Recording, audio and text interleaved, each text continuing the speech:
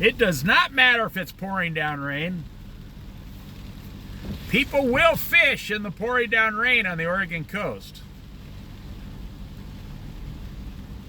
I mean, if the salmon are running, you better get to running.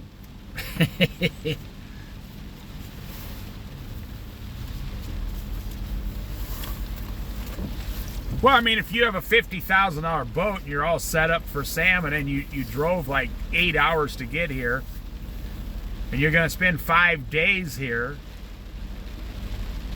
then you're not going to change your plans because it starts to rain, no.